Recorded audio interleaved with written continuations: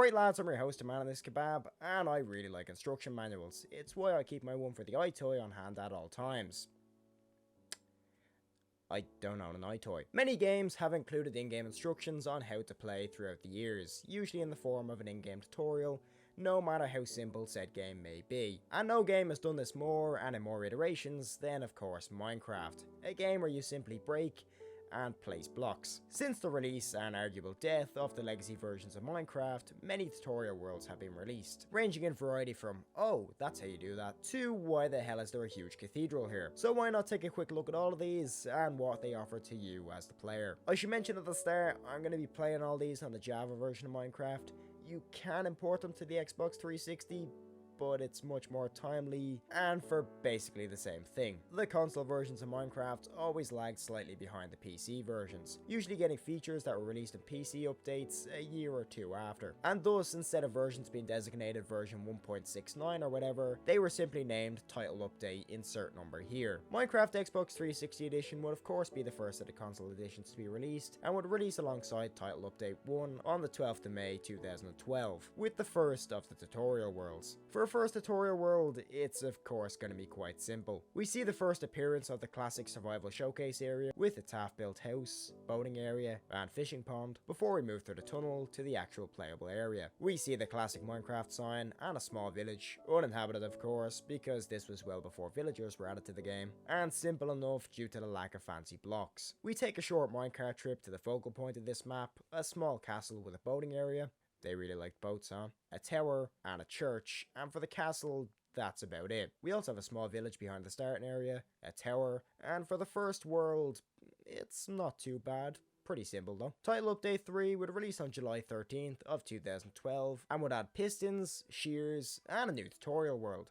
It's basically the same as the first one. Okay, there are a difference or two here. There's now a redstone self-building bridge over a pool of lava, which no longer works due to the changes in redstone rules, and yeah, that's about it. Title Update 5 would release on the 16th of October 2012 and would add the food bar, creative mode, super flat worlds, the ability to sprint, basically all of Minecraft's key features we take for granted today. Oh, and all of these blocks, which of course necessitated a new tutorial world, which if I'm being honest, it looks worse than the previous ones. A small village once again, except this time it sits above a lake. Empty houses once again, although there is a bit more detailing here. But if we look behind us, we have a cave and another bridge.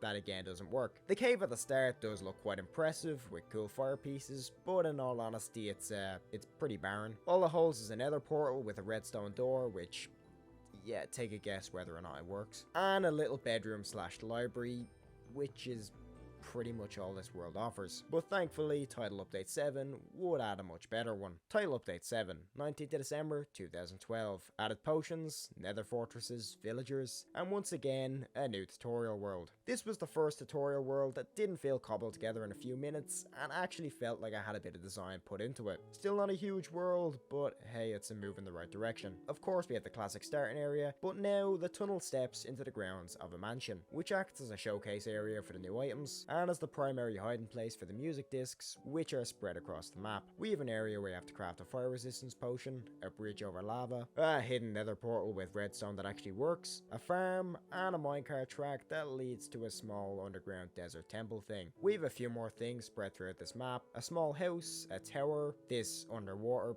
thing. Overall, once again, a pretty simple map, but definitely the start of the good tutorial maps. This world was changed ever so slightly in Title Update 9, although it was just a few minute changes that you could barely notice. After this point, a new tutorial world would not drop for nearly a year, with Title Update 12 in August of 2013. An update that added iron golems, cats, ocelots, which of course necessitated a new tutorial world once again. The focal point of this world is of course the castle in the centre, which is apparently based on Edinburgh Castle. Yeah, I don't know, I don't speak Scottish. The castle includes numerous different buildings and tutorial areas for the new features, a hidden cave, and overall the design of the castle is pretty cool. And of course we've got even more things that us as players can find around the map. Towers, a creeper ship, some abandoned houses, all of which include music discs, which by now have become a staple of any tutorial world. But overall, I do like this one. Of course there is quite a large distance between builds, but it could be a lot worse. Once again, it would take nearly a year for another tutorial world to be released in December of 2014. And oh boy, would this be a big one. Title Update 19 added a plethora of new blocks, mobs, and of course we needed a new area to showcase all of these. This was the first world that truly felt full of stuff to do. Granted, about half of these are villages, but we still do have a few big things to look at. This showcase area is by far the most fleshed out so far. A whole area dedicated to horses, enchanting, beacons, pretty much everything you could need to know for playing Minecraft. Well, the stuff that the Minecraft survival guides didn't tell you. Yeah, shout out if you owned one or all of these as a kid. Another castle based on a Scottish one, which I have to ask, what's the obsession with Scotland? You could have built something Irish, like the Guinness Storehouse or the number 40 bus. Anyways, of course this is a very detailed castle. I'm not sure what else to say.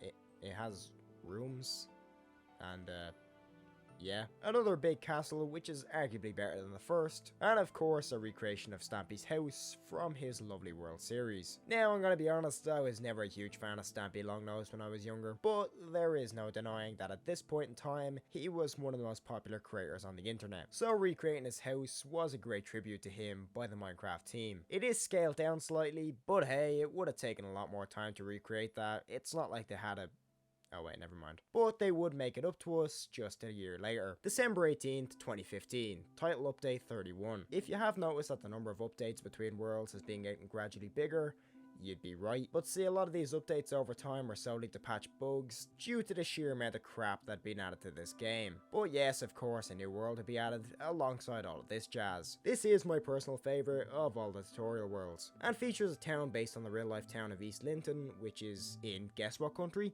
That's right, Israel. What can I say, I'm a sucker for industrialization. Moving past that, we have a whirlpool, which I'm not sure why this is here, but it's cool I guess. An abbey, a small coastal town, which I actually prefer to the first, some ruins, a mill, a fucking golf course, another house, a cathedral, and my personal favourite, this adventure course thing. We also have a full recreation of the castle from the TU12 map, which is a cool callback, and overall this world just feels full of stuff to do, which I feel as if I'm very much repeating myself at this point. Title Update 41, also known as the End Update, was the update that basically made the end less of a barren wasteland and more of a barren wasteland with a few ships, which also meant, guess what, new tutorial map. This map is easily the one I played the most, not because I wanted to, but because it was very easy to get achievements using this map, simply because you basically have every block you need in one place. Although I do prefer the previous maps, this one is more universal in how it's put together. Huge towers and ruins litter the map, as if it was a relic of a lost civilization. Statues and mobs are hidden about the map, and the actual spawn area itself is detailed to the point that I almost felt bad fighting the Wither here. There's numerous builds also scattered around the map, such as this desert village, and underwater mining operation thing, and plenty of areas to use your newly acquired elytra. Title Update 69, giggity, would see the last of the tutorial maps released on the 11th of September 2018, and would signal the end of Minecraft's legacy console editions, as all versions of the game would now be synced under the Bedrock Edition header. This update was of course the aquatic update, which completely overhauled oceans, and basically gave people a reason to explore something that they were never going to explore in the first place. This tutorial world is by far the best designed, if you only look at the spawn area. See, I'd never played this tutorial world before, so when I first played it I thought, ooh, there must be a huge world out there. Nope. The best you get is a jungle mansion, which is a generated structure anyway, and apparently there's a version of the TU46 world underwater, which kind of shows they were trying to make this thing into an ongoing lore, but it's a bit clear that this world was very much rushed, as they knew the legacy versions of Minecraft would be on the chopping block very soon. A few more statues, and I mean yes, there's very much clearly effort put in here in design, but for the last tutorial world it's a bit disappointing. And I'm saying that like I could do any better. The tutorial worlds were always something to look forward to whenever a new update came out on the console versions of Minecraft. They were never really meant to be more than a quick guide for newcomers to learn how to play the game, but soon became worlds that many players would explore for hours on end. But with the advent of the Bedrock Edition of Minecraft, and the ability to download or buy pretty much any world you want through the Minecraft store, besides the few that were buyable for the old console editions, I'll do a video on them in the future, they've basically become a necessary work for the team team at Mojang at this point in time. Anyway guys, I'd like to thank you all for watching. I'm off to look more at key instructions, and with that said, I'll see you all next time.